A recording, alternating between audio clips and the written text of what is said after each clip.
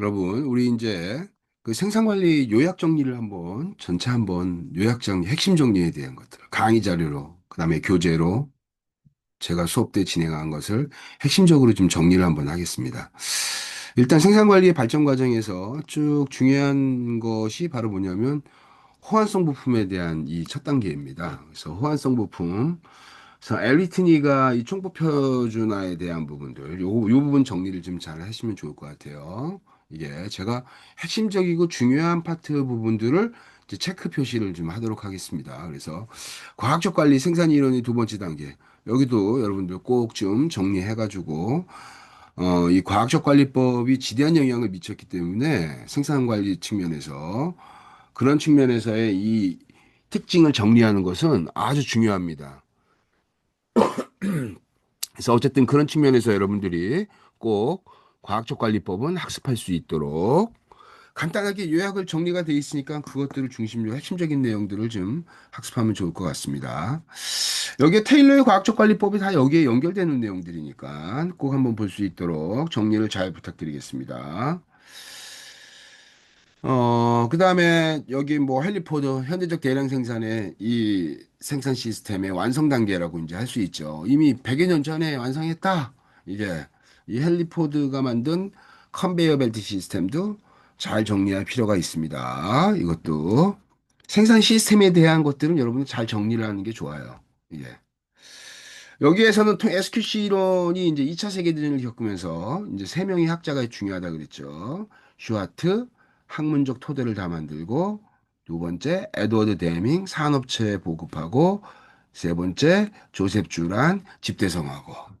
예, 그래서 여기 나오는 것처럼 슈와트, 그 다음에 데밍, 그 다음에 주란. 이렇게 해서 여기는 학문적 토대를 다 만들었다.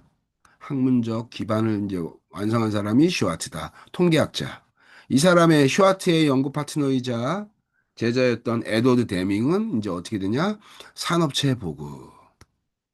산업체에 보급하는데 큰 영향을 미쳤다. 그 다음에 조셉 주라는 이제 집대성했다. SQC 이론. SQC 이론. 이런 것들을 좀 잘 정리하면 좋을 것 같습니다. 그래서 이미, 이들이 80년대 때, 이미 80년대 때 80년에서 이제 미국 시장으로 진입하면서 이때 일본 제품들의 특성이 3시그마 레벨 수준이 된 거예요. 3시그마. 이게 그러니까 3시그마를 얘기하면 우리 정규 분포의 이 통계 확률입니다. 이게 그렇다고 해서 뭐 지금 우리가 뭐 굉장히 뭐 뛰어난 6시그마가 이제 6시그마가 인간이 만들 수 있는 가장 완벽한 품질이라고 하는데 100만 개에 3.4 ppm 즉 3.4개 정도 분량 얼만 개 있을 때 100만 개를 만들 때 확률적으로 나올 수 있는 분량의 비율이 3.4개 정도 만드는 6시그마거든요. 이게 6시그마. 근데 지금으로부터 한 50여 년 전에 3시그마 제품을 만들었습니다. 이게. 그럼 지금 우리나라 제조업의 에버리지는 어느 정도 될까요? 이게. 우리나라는 4에서 5시그마 정도 전체 4에서 5시그마 정도의 이 수준이 됩니다. 대기업 수준은 굉장히 높은데 중소기업들하고의 수준 격차가 있어서 전체 산업을 아예 이제 통합해 버리면 4에서 5시그마 정도, 4.5 사이 그 정도로 예상하고 있습니다. 어쨌든 이런 형태 린 생산 시스템 이거 별표예요, 그죠? 이건 별표입니다. 이거 내가 여러분들한테 이제 얘기할 때 이제 여러분들한테 뭘 얘기했냐면 리드 타임, 그 다음에 러 사이즈, 그 다음에 셋업 타임, 그 다음에 또 하나가 사이클 타임. 요거 되게 중요하다 그랬잖아요. 요거 개념들을 잘 정리하면 좋을 것 같아요. 그래서 어쨌든 린 생산 시스템도 중요한 파트니까 꼭 보도록 하겠습니다. 타임 베이스 요거도 별표 타임 베이스 생산 방법도 여러분 잘 정리를 하셔야 돼요. 그래서 특히나 요 부분 성공적인 타임 베이스 매니팩처링을 하려면 제일 첫 번째로 뭘 해야 되냐? 리드 타임을 줄이는 것이 속도에 직접적으로 영향을 미치기 때문에 리드 타임을 줄이는 것이 매우 중요하다. 리드 타임을 줄이는 게. 그래서 리드 타임을 줄이면 이런 이점이 생기더라. 즉, 리드 타임을 줄인다는 것은 시간 기반 제조 방법에, 생산 방법에 지속 가능한 경쟁 우위를 유지하기 위한 측면에서 시간 기반 경쟁을 하는 거죠. 예. 그래서 그런 측면에서 여러분들이 잘 정리했으면 좋겠습니다. 그 다음에는 뭐 일장에 대한 것들은 뭐 이렇게 해서 우리가 보론에 대한 것들은 넘어가도록 하겠습니다.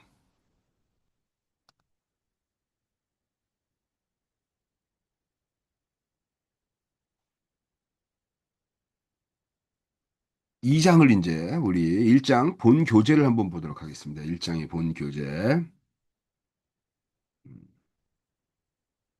1장의 본 교재에 나와 있는 것들은 뭐 크게 어려운 내용들이 없으니까 쭉 해서 생산 관리의 정의해가지고 발전 과정 뭐 이런 것들 나오죠. 제가 얘기했던 내용들입니다. 이게 뭐좀 아까 얘기했던 내용들하고 다 들어가 있고 그래서 뭐 특별하게 여러분들이 앞에서 본원에서 얘기했던 것들이라 크게 얘기할 게 없는 것 같지만 생산 운영 관리는 바로 뭐다? 시스템을 배우는 거다. 무슨 투입을 산출로 변환하는 이 변환 과정, 즉 변환 프로세스죠. 이게 그래서 이러한 변환 프로세스의 특징, 그래서 생산 관리의 4대 목표에서 제가 CQDF라고 했는데 이 CQDF가 뭐라 그랬죠? 경쟁 차원이라고 했죠. 경쟁 차원. 경쟁 차원인데 이 CQDF는 바로 뭐가 된다? 우리 생산 관리의 4대 목표 중에 하나가 된다. 전략적 방향성이에요. 즉 경쟁할 때 무엇을 하냐? 이거 갖고 한다. 이게 그다음에 4대 생산 의사결정이 프로세스 공정 설계하는 거, 그다음에 생산 능력 얼마만큼 만들 거야? 그다음에 재고 어떻게 관리할 거야? 만들 때 중요한 게 품질의 수준을 유지하는 거죠. 높은 수준을, 낮은 수준을, 이러한 이 질적인 수준을 고려하는 이 네 가지 요소. 요것들은 이제 중요한 개념들이니까 머릿속에 숙지하면 좋다. 그래서 전략적 의사결정은 다음과 같이 생산관리의 목표 CQDF가 아까 얘기했던 대로 공정, 그 다음에 생산 능력, 그 다음에 재고, 품질하고 복잡하게 연결되어져 있는 이러한 전략적 의사결정 과정이다. 이게 연결되는 이 과정이라는 거죠. 그래서 아까 얘기했던 대로 이게 이 목표가 되고 전략적 의사결정은 어떻게 된다? 이거를 효율적으로 잘 관리하는 거. 이게 이상적인 측면에서는 CQDF를 모두 다 이렇게 높이면 좋겠지만 그렇게 할 필요도 없고 그런 기업도 거의 없다 그랬죠. 그죠? 이게 그래서 운영 관리의 다면적인 목표 같은 게 바로 CQDF 이게 이제 어느 1차원적인 우선순위가 딱 결정되는 게 아니라 내가 코스트를 했다고 해서 상대적으로 좀 낮아지긴 하지만 품질이나 2순위, 3순위를 밀리지만 복합적으로 고려하는 그러한 측면에서의 다면적인 그러한 특징들이 나타나게 된다. 이게 그래서 우리 운영 관리의 목표는 CQDF다. 경쟁 차원 스키너 교수가 얘기했던 위켐 스키너가 얘기했던 CQDF. 생산 전략의 아버지라고 했죠. 그죠? 스키너. 어떻게 정할 거냐? 뭐 이렇게 해가지고 나왔던 것들. 높은 유연성이냐, 신속한 납품이냐, 품질이냐, 낮은 원가냐. 이걸 어떻게 정할 거냐? 그것이 정하는 것이 바로 뭐예요? 전략적 우선순위를 이제 결정한다는 얘기죠. 그죠? 다시 우리 일장하고 교재로 왔습니다. 여러분들한테 제가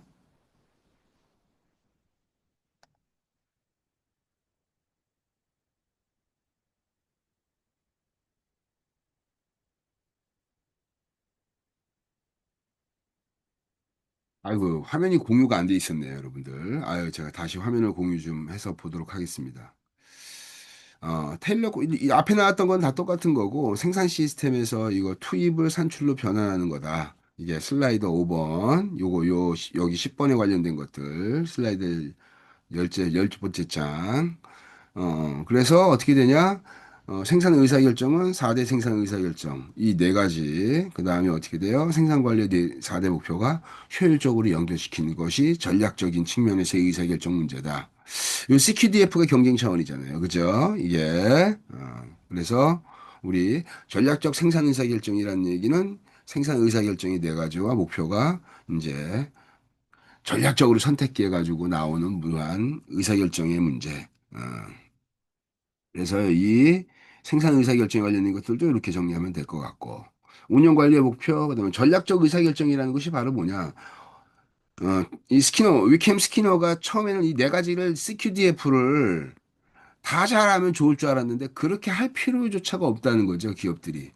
한두 가지만 집중해도 시장을 선도하기 때문에 선택과 집중의 문제에서 전략적 우선순위를 고려한다는 거예요. 이게, 그래서, 이 네 가지를 조합해서 이제 운영하더라. 그래서 운영 관리에 그런 측면에서 운영 관리는 어떻게 되냐 어느 한 가지 측면만 보는 것이 아니라 CQDF가 굉장히 균형화돼 있고 이렇게 2순위, 3순위로 밀린다고 해도 전혀 신경을 쓰지 않는다라는 말이 아니라 효율적으로 이 밸런스를 맞춘다라는 거예요. 예를 들면 비용이라고 할지라도 이게 그래서 다면적인 목표로 운영되고 있다라는 거. 생산 목표의 우선순위를 결정하는데 어떻게 정할 거냐? 이게 전략적 의사결정인데 우리가 어떤 걸 전략적 무기로 할 것인가? 이게 그래서 생산 전략이라고 하는 것은 전방의 기업 전략과 후방의 생산 전략이 링킹 서비스로 제가 설명을 했어요. 그죠? 이것이 잘 연결되면 어떻게 돼요? 코어 컴피ten시. 즉 본질적이고 핵심적인 차별적 경쟁 우위가 구현되는 것이고 전방의 기업 전략과 후방의 생산 전략이 미스매칭되면 이 전략의 미스매칭으로 인해서 내가 갖고 있는 본질적인 역량이 구현되지 않더라. 그거에 대한 것들의 이 개념을 이제 설명한 사람이 생산 전략의 아버지라고 하는 위켐 스키너죠. 그죠? 스키너 교수가. 그래서 그런 측면에서 이 개념적인 특성 같은 것들 좀 이해하면 좋을 것 같다. 우리 다시 한번 이제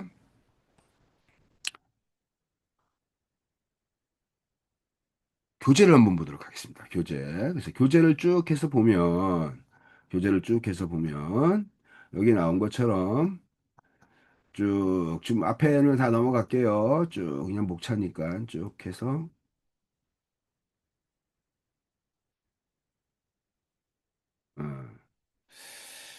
어, 생산 관리에 대한 다양한 측면에서 이렇게 특징들이 이렇게 생산 관리의 정의가 바로 뭐냐, 시스템, 무엇을 만드는 변환 프로세스라는 거죠. 이게 이런 개념들 설명했으니까 어, 여기 요 파트, 이런 파트를 한 번씩 꼭 좀 읽어봤으면 좋을 것 같아요. 생산 관리의 발전 과정, 이것도 제가 이제 다 얘기했으니까 보면 될 것 같고 쭉 넘어갑니다. 뭐 품질에 대한 얘기, 뭐 식스시그마 이런 것들은 뒤에 있는 것들을 한 번씩 여러분들 우리가 읽어볼 만합니다. 읽어보시면 좋을 것 같아요. 그래서 생산 시스템은 어떤 거다? 변환 시스템이다. 투입을 산출로 변환하는 블랙박스 형태의 어떠한 이 프로세스가 변환되는 이 과정을 우리가 이제 학습하게 되는데 투입을 산출로 변환하는 그 과정. 그게 바로 변환 시스템. 생산 관리는 변환 시스템이다. 이렇게 이해하면 좋을 것 같습니다. 그다음에 생산 시스템의 예는 이제 여기 나오는 것처럼 이제 뭐 다양한 것들이 있을 수 있죠. 즉, 뭐 제조 서비스 구분하지 않고 투입을 산출로 변환하는 모든 이 변환 과정이 포함되어 있다면 바로 이제 이 생산 시스템의 특성이 있다고 우리가 볼 수가 있습니다. 그래서 어쨌든 이런 형태로 쭉쭉 넘어갑시다. 이런 부분들은 생산 능력부터 이거 이제 아까 했던 대로 어떻게 돼요? 이 프로세스 공정, 그 다음에 생산량, 생산 능력, 재고 품질 이게 이제 의사결정에 이제 주요한 이제 방향성을 결정하는 데 주는 거죠. 여기에 이제 목표가 붙는 거죠. 이게 그래서 CQDF의 특징, 경쟁 차원에 대한 특성이 이제 여기에 결합된다. 이렇게 보시면 될 것 같고, 그래서 어쨌든 전략적 생산 의사결정에 관련된 것들은 우리 요 개념으로 좀 보면 될 것 같다. 그래서 여기 나와 있는 이런 개념들은 머릿속에 좀 한번 잘 좀 숙지하면 좋을 것 같습니다. 이런 개념들은 여기에. 그래서 어쨌든 이렇게 이 그림 1-3을 잘 보면 좋을 것 같아요. 어쨌든 1장의 개념들은 이 정도로 다 했고, 그다음에 우리 2장을 한번 넘어가도록 하겠습니다. 2장.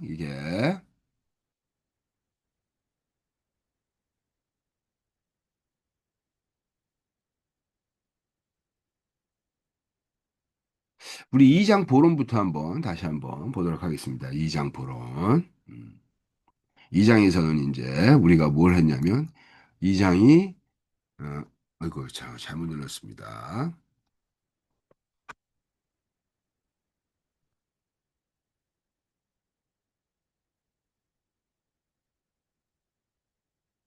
이제 저기 잘못 눌러서 2장을 해야 되는데 2장을 한번 보겠습니다. 우리 2장. 그래서 2장에서 다루는 내용들이 바로 뭐냐? 2장에서 생산 전략이 걸렸는 거예요. 생산 전략. 다 그래서 우리 생산 전략은 그냥 물건을 만드는 전략 이렇게 생각하는 것이 아니라 기업 운영의 총체적인 다른 전략과의 밀접한 연관성이 있는 부분입니다. 그죠? 그게 그래서 생산 전략해서 기업 전략, 사업 전략 해가지고 쭉 이 계층화되어져 있는 거죠. 이게 이제 이게 이렇게 계층화 형태로 되어 있으니까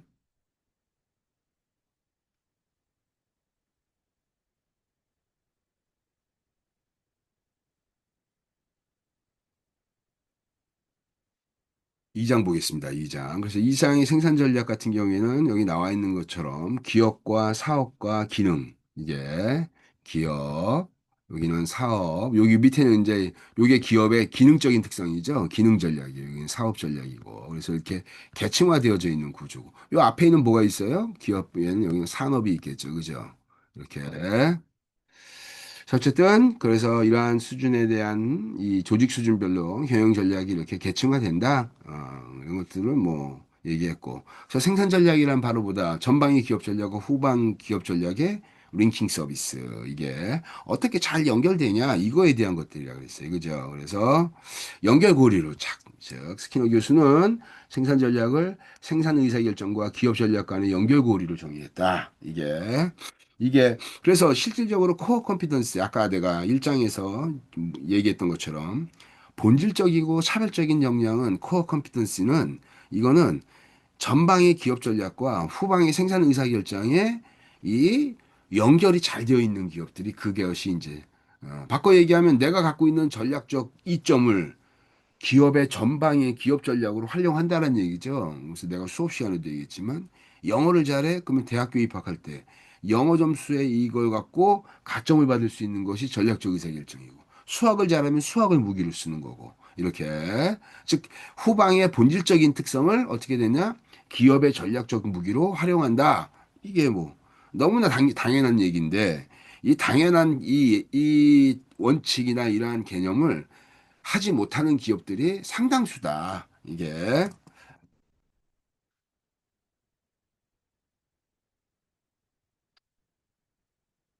그래서 그런 측면에서 이 생산 전략은 의미가 있다.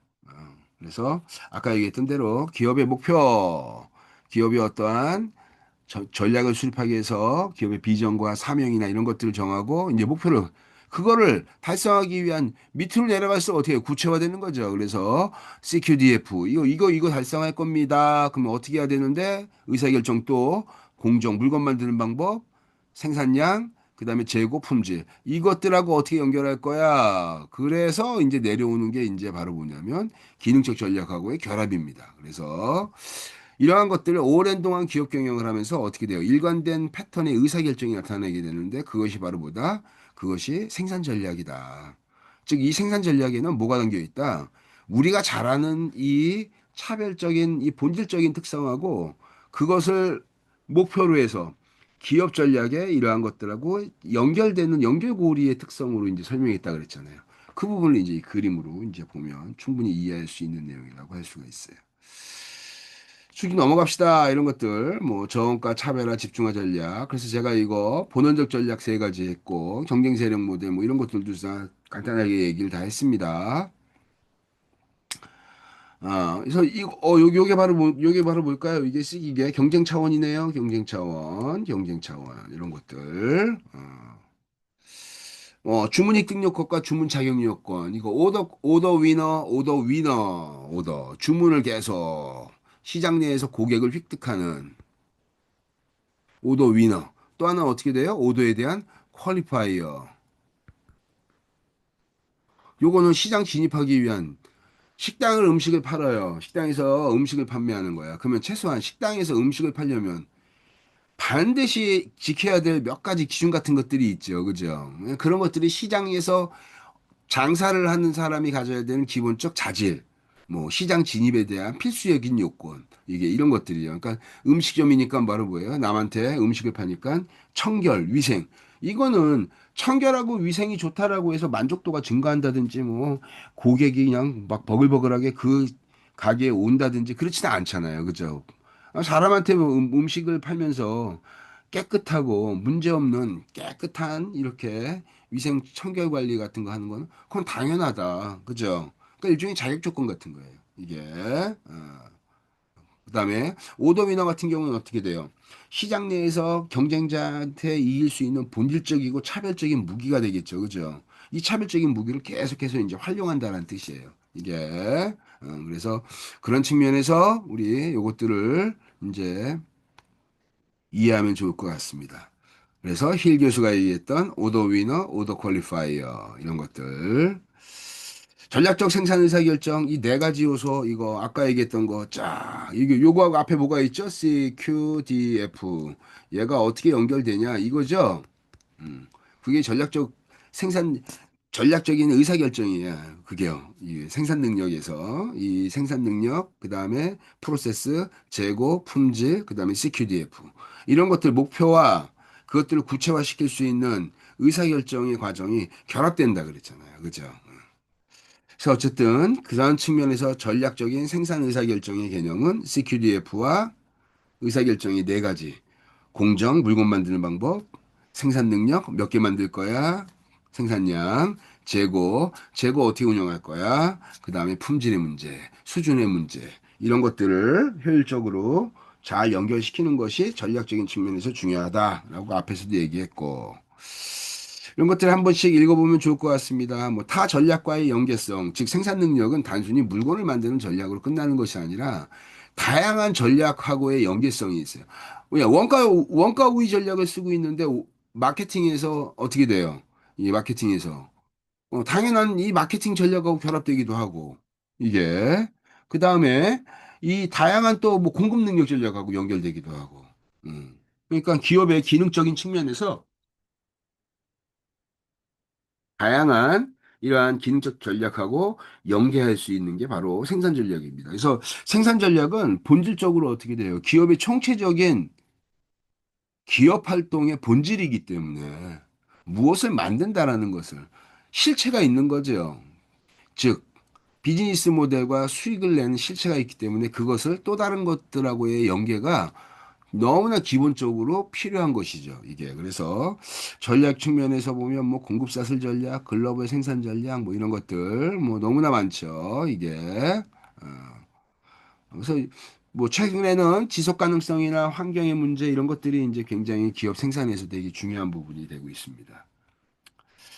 여기서 이제 또 여러분들한테 내가 이거 중요합니다라고 하는 것들이 바로 생산 전략, 경쟁 차원, 경쟁 우선순위. 그래서 CQDF 이거 경쟁 차원, 생산 전략 이런 것들 쭉 해서 이런 것들도 트레이드 오프 모델 주고받는 거죠. 상세, 누적, 샌드콜. 누적과 샌드콜은 반드시 비교한다. 누적과 이 샌드콘 모델은 반드시 비교해서 차이점을 특징을 잘 이해한다. 그 특징이 바로 뭐예요? 여기는 동시에 앞에는 어떻게 돼요? 순차적 하나 하나 하나 하나. 샌드콘은 어떻게 돼요? 샌드콘은 동시에 위에서부터 그래서 내가 낙수 효과 뭐 이런 거 있어요. 위에서부터 굴러 떨어진다고 그죠? 이게 모래를 싸면 상당수가 동시에 밑으로 떨어지잖아요. 이게 그래서 그런 측면에서 샌드콘 모델의 특징을 머릿속에 숙지한다. 이게 반드시 이 부분은 알 수 있도록 우리 그래서 2장에 대한 내용들은 다 끝났습니다. 그래서 우리 다시 우리 2장에 대한 내용을 교재로 한번 보도록 하겠습니다. 자, 해서 다시 제가 공유를 하겠습니다. 그래서 공유를 쫙 해서 여러분들한테 이제 쭉쭉쭉쭉 생산 전략. 그래서 아까 우리 책에 나와 있는 여기가 강의 자료가 이거이기 때문에 핵심적인 내용들은 여기서 다 설명을 했어요. 그래서 요 생산 전략 모형 요거 되게 어떻게 돼요? 머릿속에 잘 집어넣으셔야 돼요. 그죠? 기업의 전략적 방향, 어떠한 전략이 세워지면 시장 전략이 어떤 게 만들어지면 그것에 맞춰서 어떻게 돼요? 기업은 어떻게 그 시장 전략을 구체화시킬 거냐. 본질로 얘기하면 더 중요한 거죠. 내가 어떤 걸 갖고 싸워야 돼. 그것이 내가 본질적으로 잘하는 거예요. 그죠? 그 본질적으로 잘하는 거. 이게, 그거를 어떻게 되냐. CQDF로 표현하는 거죠. 이게 그래서 CQDF가 기업의 운영의 목표가 되고 그것을 만들어내기 위한 전략적 의사결정은 프로세스. 공정 어떤 공정 쓸 거야? 생산량 얼마만큼 할 거야? 재고 어떤 수준으로 할래? 품질의 수준을 높일 거야, 낮출 거야? 이런 것들에 대한 것들이 앞에 있던 목표하고 연결되면서 우선순위가 달라지는 거죠. 이걸 이러한 다양한 형태의 이런 의사결정이 기업 운영하는 동안 한 번에 적용되는 것이 아니라 오랜 기간 동안 이것들이 체득화되면서 어떻게 돼요? 이게 어떠한 패턴이 나온다는 거예요. 그게 바로 뭐예요? 생산 의사결정의 이 의사결정이고 전략적인 측면에서 이게 되게 중요한 파트가 된다. 그래서 어쨌든 그것이 기업 전략, 사업 전략에 반영이 된다. 뭐 이 얘기죠. 그래서 그런 부분들도 한 번씩 잘 보면 좋을 것 같습니다. 뭐 차별화 전략, 해서 이런 거 나온 것들이니까 생산의 목표 쭉쭉쭉쭉 한 번씩 다 읽어보면 좋을 것 같아요. 그래서 2장이 나오는 내용들은 제가 교재에 있는 내용 갖고 다 얘기했기 때문에 한 번씩 꼭 읽어보면 좋겠다. 그래서 교재에 대한 내용들은 이 정도까지 하고 우리 3장에 대한 내용으로 다시 한번 들어가도록 하겠습니다.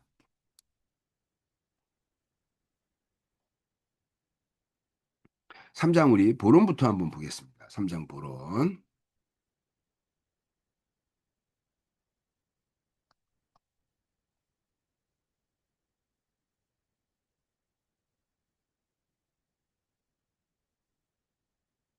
3장을 이제 공유했습니다. 여러분, 이 신제품 개발 프로세스하고 모델에서 중요한 게 바로 뭐냐? 신제품의 개념이에요, 신제품이. 신제품은 어떤 거냐? 세상에 없던 새로운 제품, 인벤션의 개념, 발명품에 대한 이 개념으로 생각하면 안 된다 그랬죠. 그죠? 이렇게. 그래서 인벤션의 개념으로 보면 세상에 없던 세계 최초에 대한 것들이 신제품이 되고 나머지 것들이 신제품이 아니 되는 거야. 안 되는 거죠. 이게. 그런 측면에서 본다면 세상에 없던 새로운 것이 뿅 하고 이렇게 만들어지는 그 발명품 측면에서의 이 신제품은요, 이거는 시장에서 다양한 여러 가지 어려움들이 있습니다. 신제품을 판별하는 기준 중에 하나가. 그래서 여러분 기술이 어떤 게 쓰였는지를 이용자가 알아야 될 필요가 있을까요? 이게. 우리 그런 거 모르고 그냥 쓰잖아요. 그죠? 이게. 그러니까 그런 측면에서 본다면 기술의 신규성이나 이러한 특성을 파악하는 게 쉽다, 어렵다. 그거 공학자들이나 이런 사람들 측면에서 좀 과학자나 엔지니어도 아주 어? 오랜 기간 동안 경험이 갖고 있는 이런 사람들에 의해서 만들어지는 개념이지 일반적인 이용자는요 그 제품이 어떻게 만들어졌고 어떤 시스템으로 운용되고 그것의 기술 특허가 어떻게 되고 세상에 어떤 기술이 쓰여서 최초로 뭐가 만들어졌고 이런 거 우리는 크게 중요하게 여기지 않는다라는 거예요 이용자. 그러니까 시장 중심적인 신제품을 정하는 전략이 필요하다. 이게 그래서 그런 측면에서의 특징을 잘 이해해야 돼. 그래서 시장의 신규성과 기술의 신규성으로 신제품을 구분하는 방법이 많이 쓰인다. 이자. 그래서 시장에 대한 신규성은 이용자 중심인 거죠. 그죠? 기술에 대한 신규성도요. 이게 어쨌든 절대적 신규성이라든지 상대적 신규성인데 절대적 신규성으로 보면요. 그게 과거에 내가 저걸 발명해가지고 인벤션의 개념으로 봐야 되는데 이게 됐는지 안 됐는지 내가 알 수 있을까요? 일반 사람들이 몰라요 이게. 그래서 최근에는 어떻게 되냐? 이 절대적인 기술적인 측면에서의 신규성보다 상대적인 신규성의 개념으로 이노베이션의 이거 특징들이 많이 나와요. 그래서 인벤션은 바로 뭐예요? 이게 절대적 신규성 측면에서 인벤션. 그렇게 따지면 여러분 이 절대적 신규성을 따지잖아요. 그러면 여러분 태블릿 PC는 이미 거의 3, 40년 전에 이미 이 태블릿 PC는 나왔습니다. 이게 바꿔 얘기하면 터치 스크린 쓰고 이렇게 얇게 만들어서 휴대하기 용이하게 했던 이러한 이, 이 태블릿 PC 같은 거는 절대적 신규성으로 측면을 따진다면 어떻게 돼요? 이미 거의 뭐 수십 년 전에 이미 그런 제품을 구현한 제품들이 있었기 때문에 어, 지금하고 비교하면 성능이 많이 떨어지긴 했지만 이게 그런 측면에서 어떻게 되냐? 절대적 신규성을 중심으로 보는 방법은 옳지 않다. 이게 합리적이지 않다는 얘기죠. 그래서 어떻게 되냐? 새로운 시장에 새로운 이 그걸 조합적 혁신이라고 하는데 이렇게 만드는 것이 더 많이 활용된다. 그래서 저기 혁신론자들이 애플 뭐라 그래, 애플을. 애플은 개발 회사가 아니다. 애플은 한 번도 자기 스스로 무엇을 만들어 본 적이 없다. 항상 어떻게 돼요? 조합적 혁신. 남이 잘 만들어 놓은 거를 갖고 와서 섞어대라. 이게.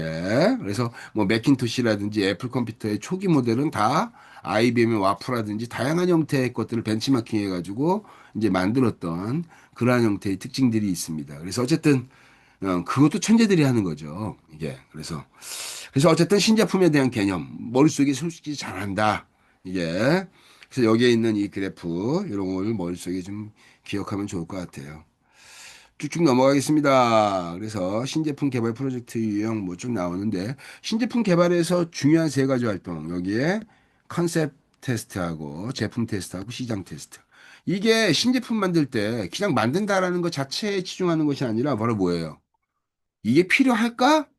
시장에서 이게 만들어서 이게 사람들이 살까? 이게 수익이 날까? 이런 것들에 대한 특성을 충분히 고려해야 된다. 단순히 만드는 것 그 자체가 중요한 게 아니라는 거죠. 이게. 그래서 신제품 이 세 가지 주요한 활동들이 반영된 신제품 개발 프로세스 모델이 있죠. 그래서 제일 첫 번째가 여기 쿠퍼 모델. 이게. 그래서 여기서 이제 쿠퍼 모델이 제시했던 것들은 어떤 모델이다? 규범적인 모델. 이런 것들. 그 다음에 우리 요거는 그냥 빨빨 넘어가겠습니다. 세 가지 개발 과정 모델이 있어요. 쿠퍼 모델, 그 다음에 부즈 알렌 해밀턴 모델. 이게. 그 다음에 또 하나가 얼반 앤 하우즈 모델. 이 세 가지. 이 세 가지는 명확하게 딱 이렇게 세 가지를 제가 제시했지만 사실은 어떻게 돼요? 이거는. 제품 그 자체의 개발 과정 프로세스 모델, 쿠퍼 모델. 그다음에 상업성을 고려하는 거예요. 상업성의 특성을 고려해 가지고 만든 이 프로세스 모델이 얼반 앤 하우저하고 부주 알렌 해밀턴 모델입니다. 이게 그래서 이렇게 크게 구분이 되더라. 그런 것들만 좀 머릿속에 숙지하면 될 것 같고 쭉쭉 넘어가겠습니다. 신제품 미국 이런 단계 같은 것들 여러분 잘 외우지 말란 얘기야. 이런 거 외울 필요가 없다는 얘기죠. 그죠? 예. 쭉쭉 넘어가겠습니다. 자, 그래서 이게 또 앞에 하나가 봅시다. 요거는 중요한 파트입니다. 여러분들 요거는 중요한 내용. 신제품 개발 과정에서 세 가지 접근 방법이 하나는 고객의 수요 인식에서 출발하는 게 얘가 시장 성공률이 가장 높습니다. 고객이 필요하다고 인지하고 있기 때문에 이게 그다음에 또 하나는 경쟁사라든지 이러한 경쟁사에 대응하기 위한 측면에서 이렇게 신제품 만드는 거. 그다음에 신기술을 이제 응용하는 측면에서 이제 이렇게 신제품 만드는 방법. 그래서 이 세 가지 방법이 주로 이제 많이 쓰이는 이 접근 방법 중에 하나다. 쭉 넘어가겠습니다. 쭉. 그래서 우리 여기서 신제품에서 쫙 이제 어이구야 이게 나왔네요. 이 QFD-HOQ 중요한 내용입니다. 특히 어때요? QFD-HOQ의 쓰는 목적이 뭐냐? 이 세 가지라고 얘기했잖아요. 그죠? 어때요? 시간이 주는데 시간이 주니까 돈도 적게 들어. 근데 어떻게 돼요? 고객 지향적 제품 설계가 가능하게 한다. 이게 QFD-HOQ. 이게 반드시 요거는 시험 문제 나옵니다. 저런 것들은. 이게 그래서 뭐 셀형 생산 시스템 정리한다. 셀. 그래서 우리 나중에 또 이제 나오겠지만 GT셀 그룹 테크놀로지 이게 그래서 그룹을 통합화시켜서 작업 공정을 통합화시키는 그런 측면에서의 이 GT셀이에요. 그래서 이 GT셀 같은 것들 이런 거 지금 여러분들 셀형 생산이라든지 모듈형 생산 방법이라든지 이런 것들은 여러분 뭡니까? 컨티뉴어스 라인, 하이브리드, 배치, 잡쇼, 프로젝트 어디에 해당되는 거예요?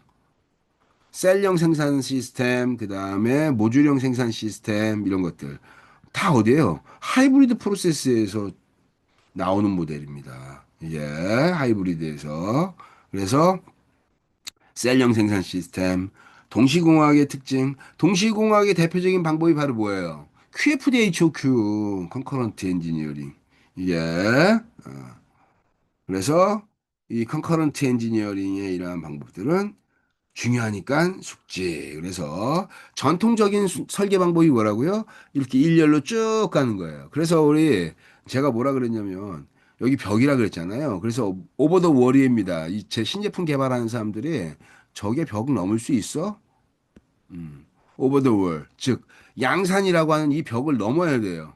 이게 그래야지 대량 생산이 되는데 이 순차 설계 벤처는 이 반복되는 게 설계 변경해가지고 계속 이게 다듬는 이 변경의 횟수가 굉장히 지루합니다. 이게 그래서 이 개발자들이 양산의 벽, 저 벽을 넘어서 그래서 그 벽에 대한 것들로 오버 더 월, 즉 벽을 넘어 저 가능한 얘기야 저게? 막 이런 얘기를 이제 그래서 어쨌든 그런 측면에서 전통적 설계 방법은 순차 설계 방법.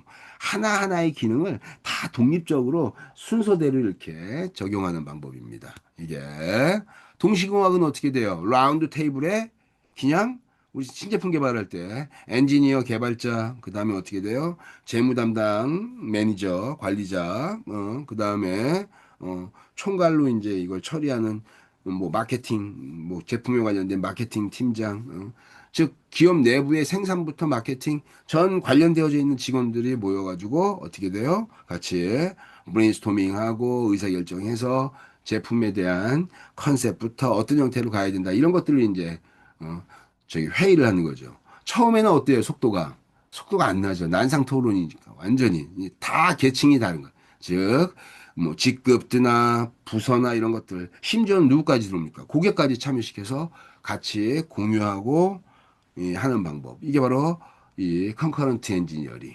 동시공학에서 되게 중요한 부분이고 그 동시공학의 이 방법을 대표적인 방법으로 뭐가 쓰인다? QFD, HOQ가 쓰인다. 가치 분석, 가치 분석 정리하세요. 이게 쭉 이게 음, 가치 분석의 구분 이런 것들도 한번 정리해 보시면 될 것 같고 음, 모듈러 설계도 2점 별표. 그래서 2장에 대한 내용들은 이제 이 3장에 대한 내용들은 여기까지 정리하고 우리 책에 나와 있는 내용을 한번 다시 공유해서 보도록 하겠습니다. 일단 우리 2장 했으니까 책에 나와 있는 거 보기 전에 우리 이제 우리 책에 나와 있는 거 요약 정리되어져 있는 슬라이드부터 먼저 볼게요.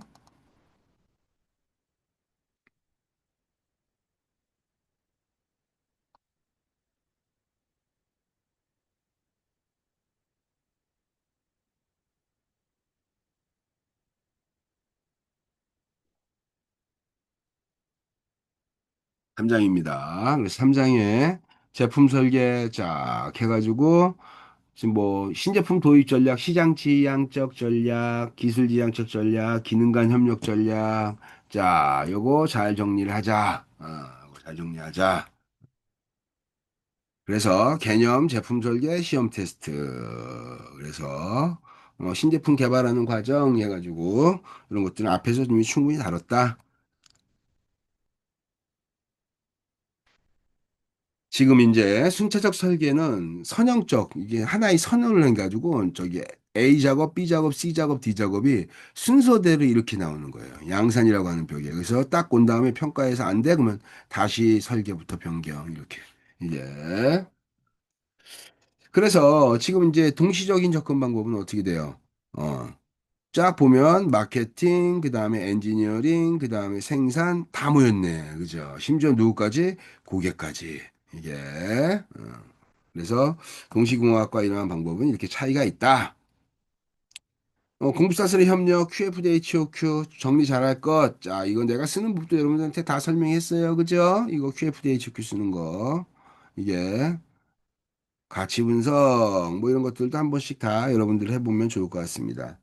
캔 따는 거, 이거, 캔 따는 거, 이게. 그래서 여기 햄, 이렇게 캔 따는 거 되게 다양한 여러 가지 방법이 있다고 했는데, 머릿속에 한번 잘 생각해 보세요. 동원 참치 캔 따는 문제, 사조 참치하고 비교해서 얘기한 거 기억납니까? 이게.